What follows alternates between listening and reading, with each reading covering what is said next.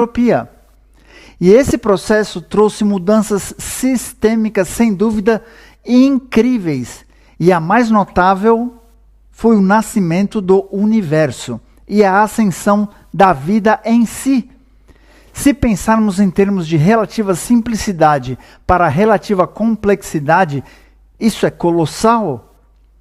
Então, o Big Bang acontece, certo? O Big Bang. Seja lá como aconteceu, sabemos que algo aconteceu. Sabemos que hélio e hidrogênio dançaram com a gravidade e eletromagnetismo, estrelas se consolidaram, eventualmente morreram, explodiram, elas produziram os elementos químicos da tabela periódica que temos, mais ingredientes na mistura. Esses elementos novos formaram poeiras e rochas e eventualmente planetas, e eventualmente um planeta chamado Terra se encontra na perfeita posição com o Sol e eventualmente moléculas de DNA emergiram, se separaram e se formaram e deram origem a organismos unicelulares e então multicelulares.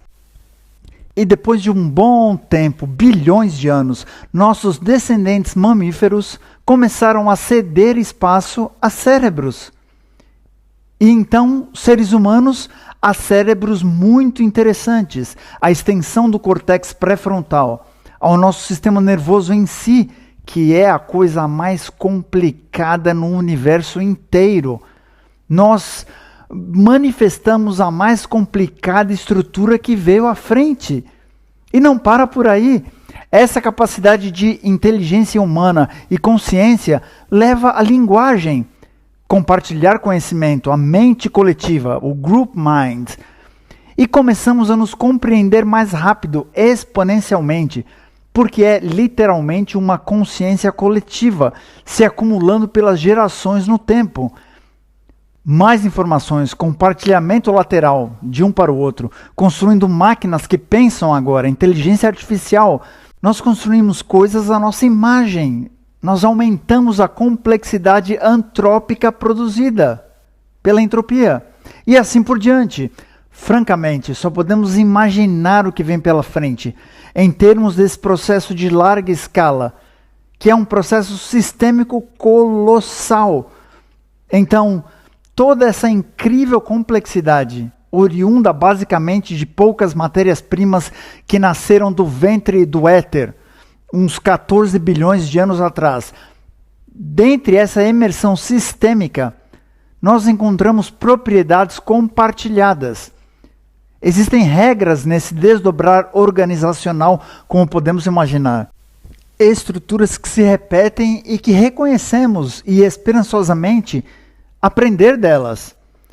E cientistas de sistemas que encararam a análise dessa notável complexidade isolaram alguns princípios básicos ou leis que parecem ser compartilhadas universalmente. Leis de como a vida naturalmente se organiza, se reproduz, se transforma. E procuraram aplicar esse conhecimento a outras áreas de estudo, notadamente organização social. A pergunta derradeira é: como podemos usar a natureza para melhor compreender e criar sistemas complexos que tenham a mesma integridade e adaptabilidade de sistemas nativos da natureza, digamos como uma economia? Ou em termos cibernéticos, como criamos o chamado sistema viável? Stafford Beer, à procura de respostas, considerou o sistema nervoso humano como a derradeira referência para tentar emular o que de fato ocorre em termos de controle e adaptação.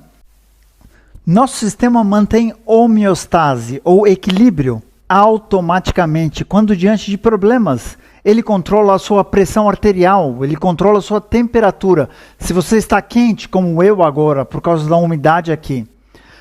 E o que Beer descobriu, baseado no trabalho de muitos, é que existe um número de características presentes em todas as formas de sistemas vivos e em todo tipo de sistemas feitos pelo homem que funcionam. E a presença e calibração adequada dessas características determinam se ele será ou não viável ou eficiente. Portanto, se temos sistemas feitos pelo homem, temos de ter uma referência apropriada para fazê-lo certo, para que funcione a longo prazo e tenha menos artefatos negativos ou externalidades, e assim por diante. Primeiramente, e mais amplamente, um sistema viável, de fato, tem um alto grau de autonomia. Não é totalmente autônomo, claro, porque nada é na natureza, mas que contenha mecanismos internos que regulem seu próprio comportamento, como o corpo humano. E quanto mais autonomia alcança, enquanto ainda em balanço com seu ambiente, mais viável ele é. A segunda questão: sistemas viáveis são o que chamam de recursivos.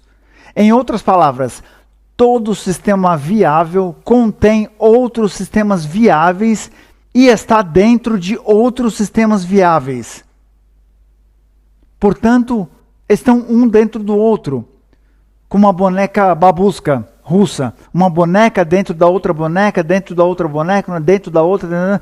Recursão é sobre autorreferência. Sistemas vivos mostram recursão, conforme o sistema passa pela emersão ou evolução.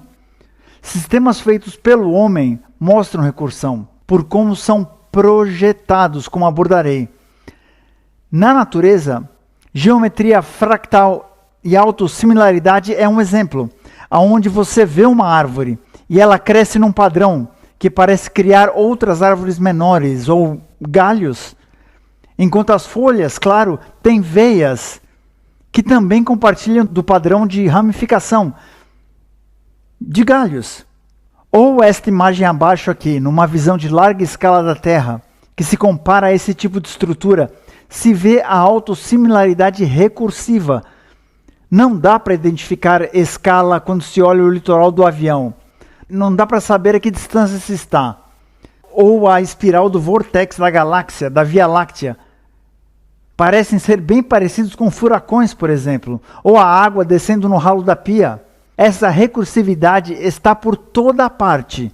O que significa que é a natureza repetindo certos processos de novo. A propósito, eu sugiro esse livro, já que a maioria nunca ouviu falar dessa palavra, recursão ou recursivo, e é algo complicado de definir, acreditem ou não. Eu recomendo esse livro.